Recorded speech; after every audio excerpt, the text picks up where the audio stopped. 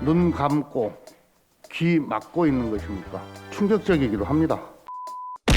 김종인 위원장은 현재 위기를 코로나 대란이라면서 정부 무능과 늑장 대처, 방역의 정치화 등 총체적 관리 부실이 나온 인재라고 말했습니다. 코로나 대란은 정부 무능과 늑장 대처, 방역의 정치화 등 총체적 관리 부실이 낳은 인재입니다. 김 위원장의 왜곡된 현실 인식이 어떻게 말씀을 드려야 될까요? 참 안타깝습니다. 충격적이기도 합니다. 김종인 위원장의 말씀은 우리 국민을 모욕하고 방역에 짐만 되는 발언입니다. 원칙 없는 방역 기준 적용으로 의료 시스템은 한계에 봉착했고 자영업자 등 취약계층은 생존을 위협받고 있습니다. 국민의 생명과 인권을 등한시하는 문정부의 민낯이 곳곳에서 드러나고 있습니다. 같은 날 클라우스 슈밥 세계경제포럼 회장은 한국의 K방역이 전 세계적인 모범 사례가 되고 있다고 말했습니다.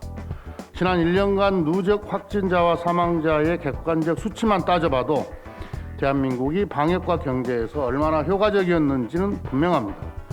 전 세계가 대한민국이 방역과 경제 모두 선방하고 있다고 평가하는데 국민의힘만, 김종인 위원장만 눈 감고 귀 막고 있는 것입니까? 방역을 더 이상 정치적 홍보 수단으로 변질시키지 말고 실질적인 코로나 대응과 관리를 위해 최선을 다해야 합니다. 오히려 국민의힘은 지난 1년 내내 방역을 선거와 정치에 이용했습니다.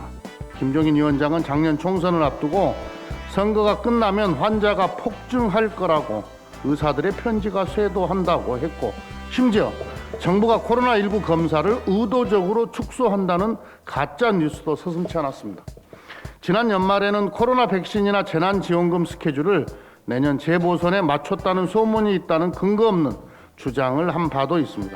손실보상금을 언제 지급할 거냐 하는 거는 저보기에 이 사람들이 자꾸 무슨 4월 초까지는 해줘야 되겠다고 하는 얘기를 하는 걸 보니까 이번에 서울시장, 부산시장 보궐선거에 또 그런 그 금전 지급을 통해 가지고 어떤 혜택을 보려고 하는 그런 측면이 있지 않나 이렇게 생각하기 때문에 어차피 이 지급을 빨리 지금 뭐 1월, 2월에 하든지 그렇지 않으면 선거를 좀 한참 지나서 뭐 하든지 하는 그렇게 해서 선거에 이용했다는 얘기는 안 들었으면 좋겠다. 김 위원장은 어제도 소상공인 손실보상에 대해 지급 시기를 1, 2월에 하거나 아니면 4월 재보궐선거가 한참 지나서 해야 한다고 주장하고 있습니다.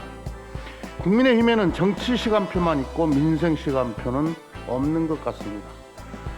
국민들께서 사실 왜곡과 궤변을 반복하는 국민의힘의 구태를 더 이상 용납하지 않을 것입니다. 코로나 국난을 극복하기 위해서는 여야가 힘을 합쳐도 부족합니다. 국민의힘이 이제 궤변과 몽리를 멈추고 민생과 경제를 살리는 일에 협력해 줄 것을 촉구합니다.